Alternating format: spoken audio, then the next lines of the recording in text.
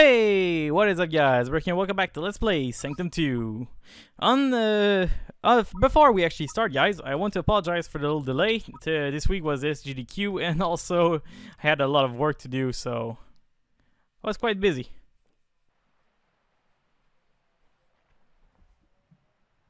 But before we actually move on to DLC, we have one last thing to do. We need to go and finish Vienne. The end, guys, is a very difficult map. It's one of those maps where they spawn a lot of, well, I don't want to spoil it actually. I'm not gonna, you know what, I'm just gonna grab my suite and I'm not gonna explain much of it. I want you to kind of discover what it's like. You can already guess it's a bit special because you can actually see the amount of money and tower bases you start with. You also can guess that we haven't spawned where the map is. And we're actually falling down for quite a high too. Again, as you can see, it's quite weird. Look at the wave indicators. Seems like they don't even know how many enemies are gonna spawn. Weird, huh? Well, guess what guys? You'll see in time. But this is quite a peculiar map, to say the least.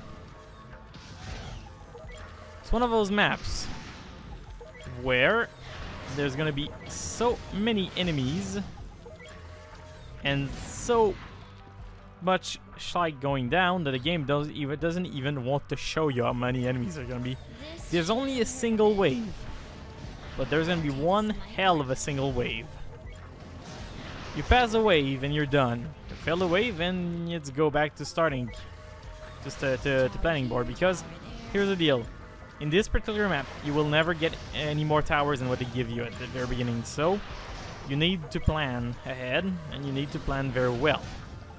That being said, generally speaking, there's many ways of doing this, but one of the best way of doing that is to place your towers in a way that they don't actually die. You'll get what I mean fairly soon. In this particular map, there's going to be a lot of bosses spawning. In fact, there's going to be 3 of them. The 3 bosses we've seen: the Hover Queen, the Super Heavy, and the actual Super Giant Warrior. Do bear in mind that those 3 guys, all besides the Hover Queen, all have the ability to go and wreck your tower bases and your towers alongside with them. So that's why, in order to be able to successfully go through this thing, I highly recommend you that you move all your towers, and I really do mean it, all of them, as far back as possible, so that no matter what happened, they're not gonna get like utterly destroyed by the actual looms. Also, as you can see, I'm also upgrading my towers in a way. I'm also placing my towers in a way that there's actually a wider coverage of them. Reason for that is actually fairly simple. Again, since your towers are gonna be in arm's way, you want to try to cover as much ground as possible, so that if your towers do fail, they're still going to be fighting a little bit, even if they don't fight at full capacity. Also, that little entire area, it's really not obligated because there's not that many Spitflies, but it will actually help you out a little bit. So let's take time to put those into those elf. All of them, obviously. Also, as you can see by the buttons of my screen, for some odd reason, my controller, my Xbox controller has been like, I don't know, it seems like they want to show every single prompt on the screen, but you know. Generally speaking, when it happens, it's usually because you're using Xbox One controller, but I'm using a regular 360 controller, so it's just bugged out for some other reason.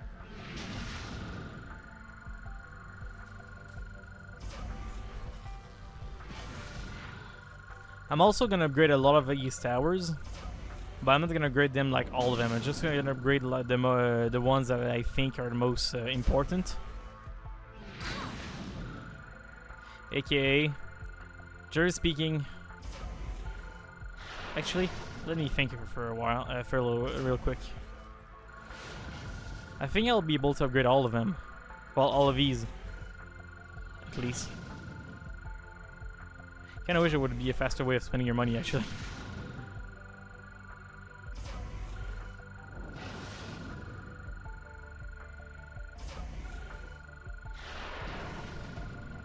I'll make sure that the actual lightnings are fully upgraded, because these are very important to upgrade completely. Because of the way their upgrade mechanic work.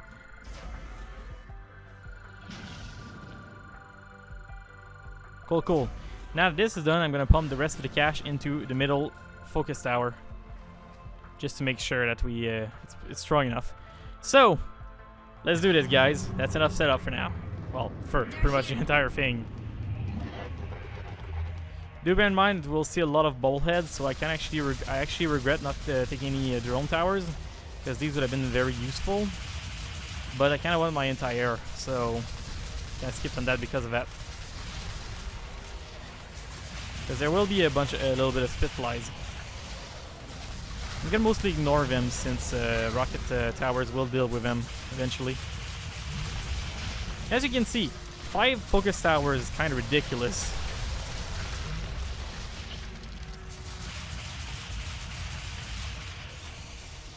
And as you can see, it does start fairly easily, but don't get fooled. This is only the beginning. It gets very, very ridiculous. If you cannot get a steady kill streak going, you'll pretty much get overwhelmed after a while. You need to keep killing, and you need to keep like shooting. If stuff like bubbleheads go through, I tend to say that you should probably ignore them, because they will do damage to your core, but really you don't want to stop firing. You really don't want to. You want to be constantly doing damage here. Now there's going to be the first Hover Queen. Well, the first, but the only actually. And it's going to be a bit of a pain in the ass. I'm going to go and like shoot it with my incendiary round just so it catch on fire. It's not going to do enough damage to like deal with it, but it's going to be doing enough just to weaken it enough so that once it's actually going to reach towards the middle of the thing, it's going to be damage enough so that it's going to be very easy to kill. So the Hover Queen is going to be dead. Just making sure, yes, it's dead. We're going to go and go ahead and like start killing those bubbleheads, because my towers unfortunately can't really deal with them. Again, I kind of miss having no actual drone towers.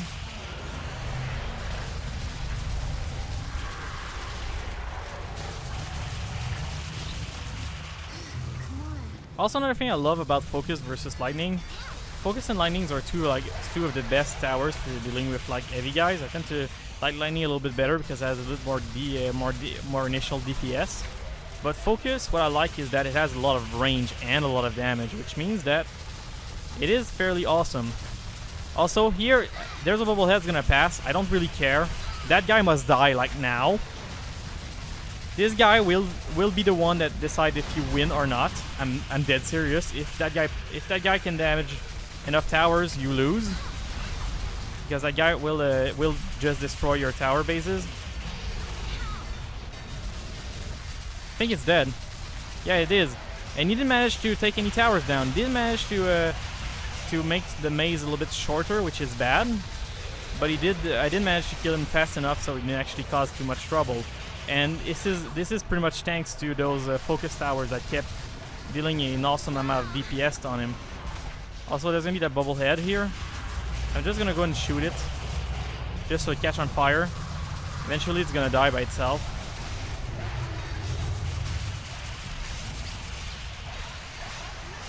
Gonna reshoot it with fire again, just to make sure that it dies. And then I'm gonna go and again catch this boss on fire real quick, because if I don't do that, it's gonna eventually gonna be a pain in the ass. Also, I'm gonna stand just beside here. You don't want the super heavy to actually fire at your towers, So again, you want to make sure that he doesn't destroy your maze. Just like every single boss in this particular level, the best way to deal with them is just to make sure that they, no matter what happens, they don't actually hit your tower bases. If they hit your maze a little bit, it's not that bad. The worst that can happen is that a few of them will pass, but if they can get your towers, you're pretty much out of luck.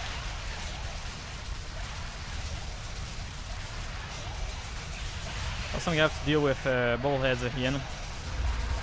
I don't really have time to aim for their weak spot because there's so many enemies. I'm just gonna go and tag them on fire, just to actually take a bit of damage. Oh, come on, you. Get on fire. I don't have time to deal with you.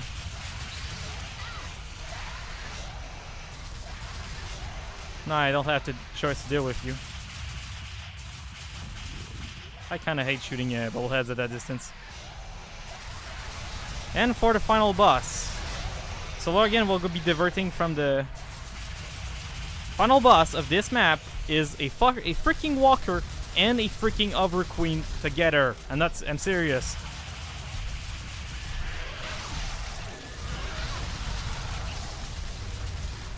Also, be careful. A lot of explodey dude here. Yes, they managed to get his punch off, which means we pretty much have like towers with no destroy. No, I actually did manage to destroy a focus. But I think I can take a single focus damage. Let's go and deal with that bubblehead real quick. Here we go. There should be only one less creep.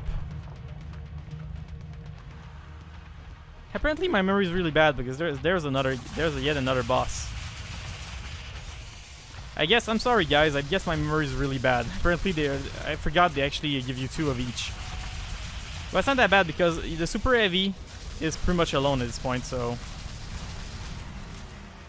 Oh crap, I think he's gonna shoot for it. No!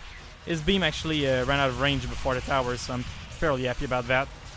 He took some tower out, but not all of them. I didn't manage to like strafe fast enough to prevent him from firing at my towers, unfortunately.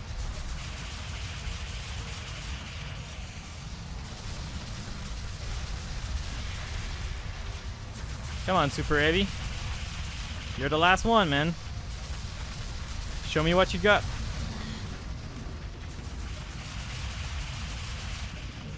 Here you go. And that's how you beat the end on solo. A bunch of focus towers, a bunch of lightning, and a bunch of ECP. Place them far from the front line and just lay waste on everybody else. Hope you enjoyed that.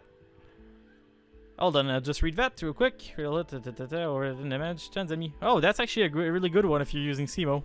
It seems like a lot of these perks I'm getting lately are really useful for Simo. But anyways, hope you enjoyed that. As you can see, I didn't do much damage. Most of my towers did that. It's in this particular map, your loadout does matter because, again, Sweet is very useful because you can just tag enemies.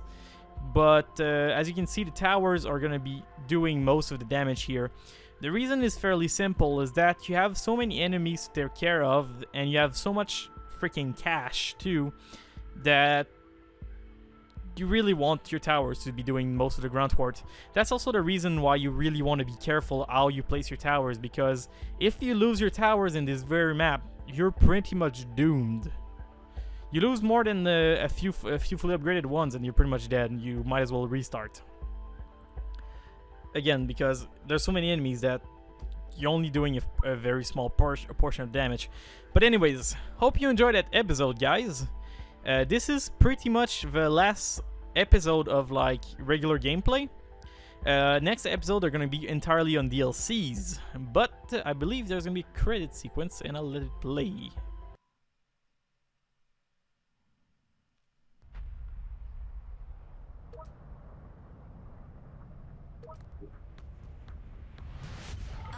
Anyways, that was me here, guys. I'll let you watch a credit.